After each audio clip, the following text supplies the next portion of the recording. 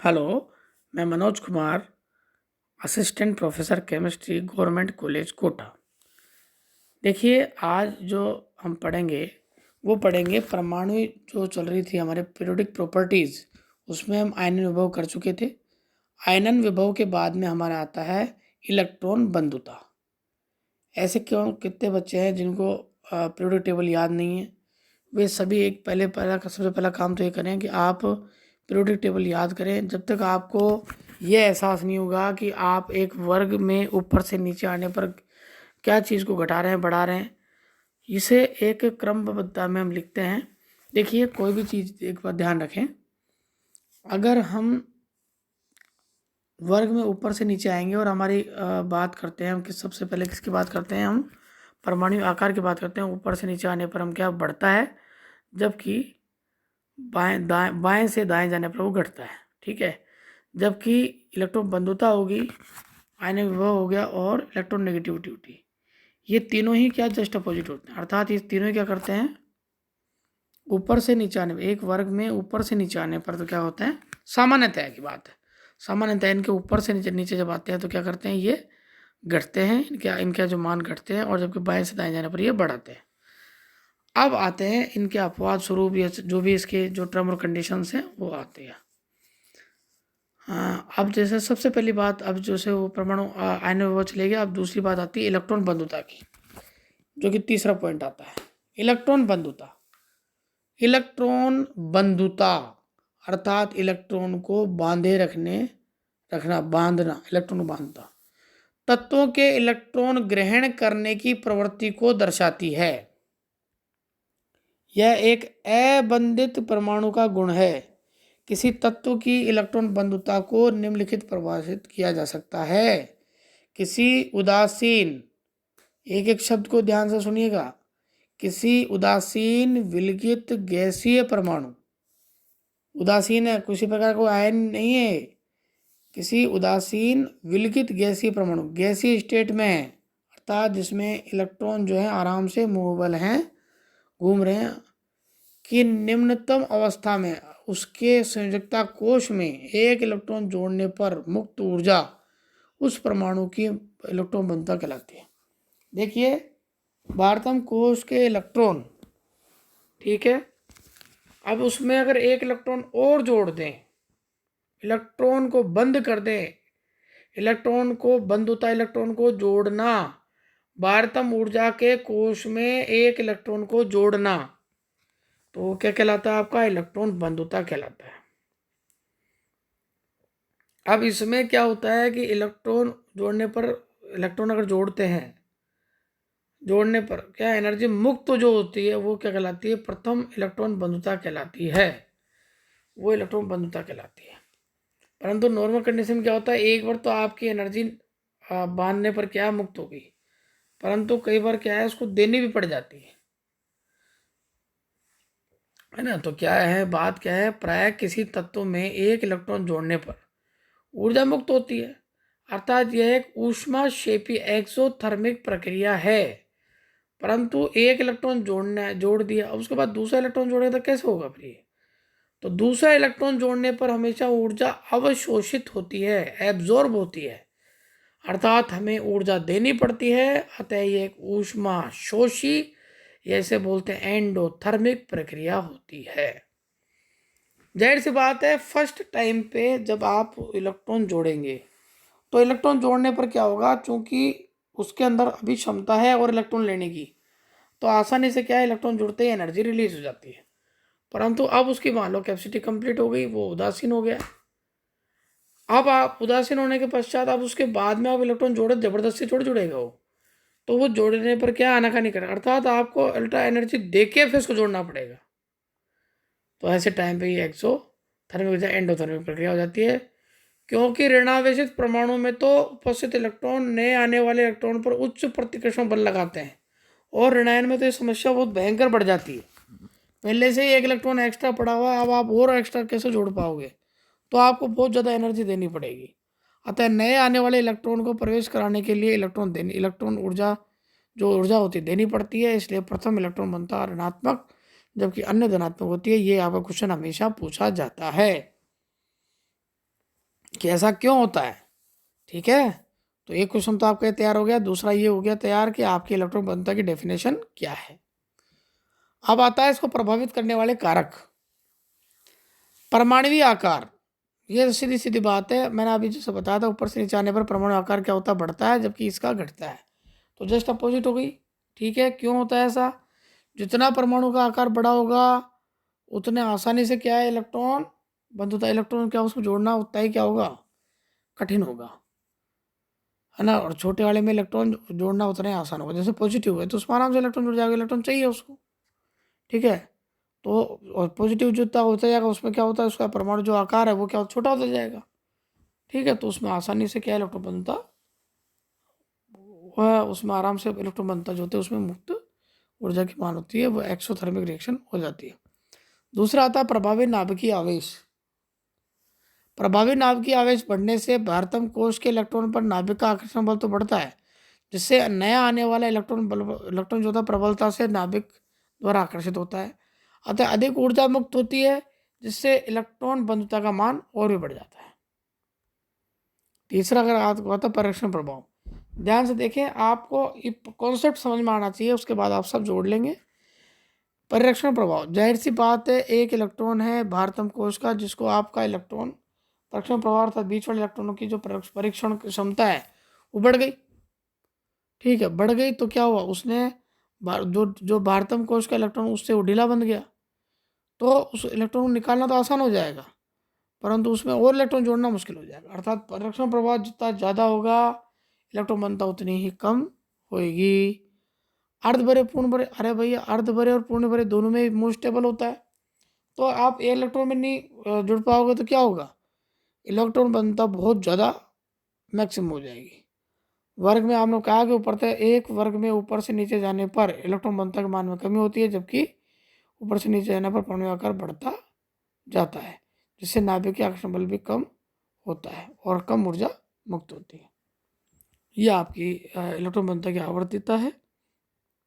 जिसमें से एक इम्पोर्टेंट बात है कि दूसरे आवर्त, ये क्वेश्चन पूछा था ए वाला भाग आपका, कि ये पूछते हैं कि दूसरे आवर्त के जो तत्वों की इलेक्ट्रॉन घनता तीसरे आवर्त के तत्वों की अपेक्षा कम क्यों होती है।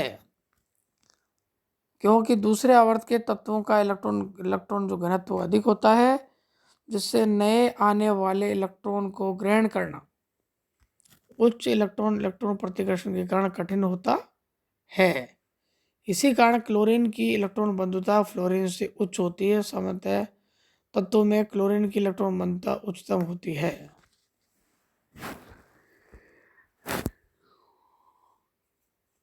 अब आपसे क्वेश्चन पूछने का है कि यदि इलेक्ट्रॉन नेगेटिविटी की बात करते हैं, यहाँ पे विद्युत ऋणता की बात करते हैं, सबसे ज़्यादा किसकी विद्युत ऋणता है, फ्लोरीन की, जबकि इलेक्ट्रॉन बंधुता की बात करते हैं तो किसकी आएगी, क्लोरीन की। ठीक है, याद हो गया। ये आपका इलेक्ट्रॉन बंधुता के निर्धारण की विधि। तो ये जो आपका आ गया एक पथ होता है, इस पथ के द्वारा इसकी गणना की जाती है। ठीक है, और ये रासायनिक व्यवहार है। देखिए, ये आपको जो जो भी नोट्स उपलब्ध कराए गए हैं, इसमें जो भी आपको प्राप्त हो, ये इसके अलावा पीडीएफ और आपको दी जाएगी। उस पीडीएफ से आप पता लगा सकते हैं कि आपको कितना और इसमें एक्यूरेसी से चलना है। समझने के लिए तो समझ भी सकते हैं आप, कोई इसमें बड़ी बात नहीं है। देखिए, हम एक न्यूमेरिकल की तरफ बढ़ रहे हैं।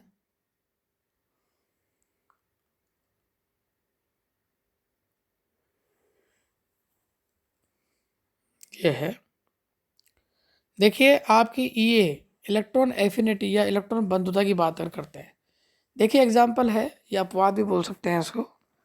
इधर देखिए आप, फर्स्ट नंबर पे P3 स्थायित्व है। आपको पूछा जाएगा ऐसा क्यों है, तो उसके अंदर फिर आपको कारण खोजना पड़ेगा कि ऐसा क्यों है। जैसे ये कह रहा है कि उत्कृष्ट गैसों की ये इलेक्ट्रॉन एफिनिटी शून्य मानते हैं, जबकि नाइट्रोजन और पी की इलेक्ट्रॉन बंधुता क्या बहुत कम होती है। कुछ ही परमाणुओं की ईए ज्ञात होती है।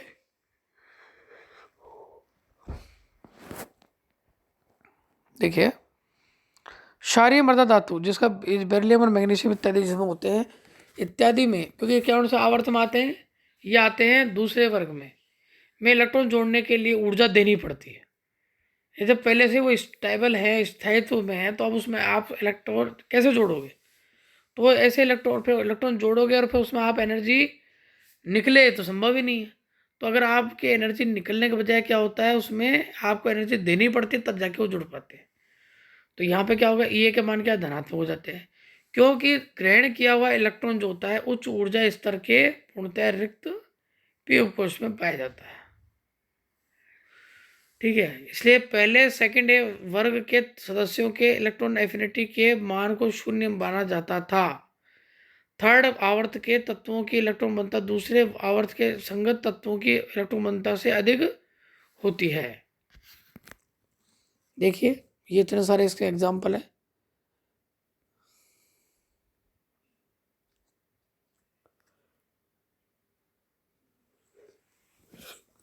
ये आपका न्यूमेरिकल पूछा जाता है कि इनको सही क्रम में व्यवस्थित कीजिए।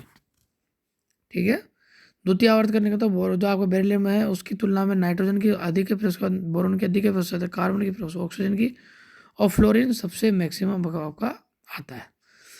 जबकि इलेक्ट्रॉन बनता क्रम अगर इसका पूछा सबसे ज़्यादा क्लोरीन की, फिर फ्लोरीन की, फिर ब्रोमीन, फिर आयोडीन की। ठीक है, ये आपका जो क्रम था वो निर्धारित करने के लिए था। किसी प्रकार से भी आपको किसी प्रकार कोई कष्ट नहीं आए तो आप उसको बड़ा करके देख सकते हैं।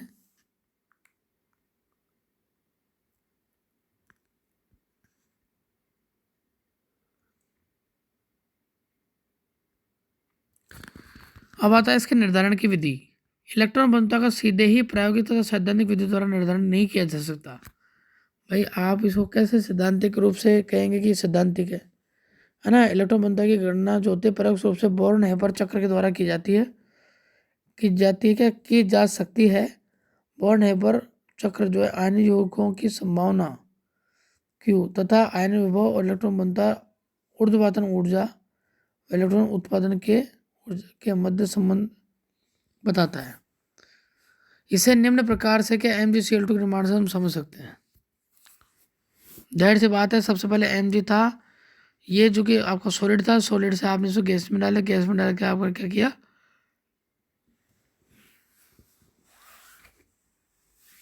इसी प्रकार क्या है कि ये परिवर्तन के लिए आपको ये क्रम दे रखा है। ऊर्ध्वपातन की जो ऊर्जा है आपकी S से, आयन ऊर्जा आपकी I और आपकी जालक ऊर्जा U से, कैपिटल डी फ्यूजन ऊर्जा, और E आपकी इलेक्ट्रॉन बनता है, और समान ऊर्जा आपकी Q।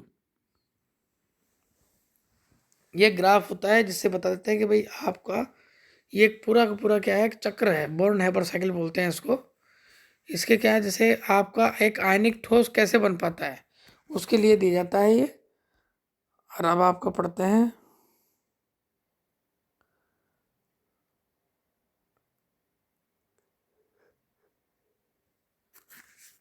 विद्युत ऋणता की परिभाषा पढ़ लेते हैं। पहली बात तो इसको किसने दिया था, पोलिंग ने दिया था। दूसरा क्या किया था, इसमें क्या किया था, अपनी ओर आकर्षित करने की क्षमता जो होती है या आकर्षित करने की आपेक्षिक प्रवृत्ति, ये क्या कहते हैं, विद्युत ऋणता कहलाती है ना। और प्रभाव, इसके भी प्रभाव नाव के आवेश होते हैं वो क्या होते हैं, जेड इफेक्टिव जो होते हैं समानुपाती होते हैं, परमाणु आकार के समानुपाती होते हैं, और जब परमाणु की संकरण अवस्था,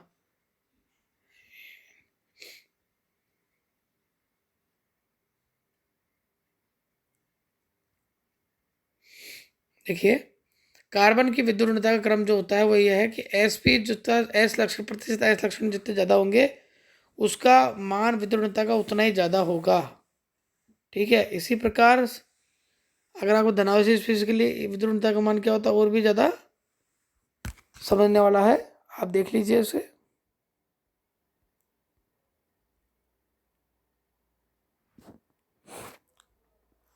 द्वितीय आवर्त के सदस्यों की इलेक्ट्रॉन घनता का क्रम, तृतीय आवर्त के सदस्यों की इलेक्ट्रॉन घनता क्रम, सातवें वर्ग के तत्वों का, ये सभी जो है वर्ग के हिसाब से दे रखा है।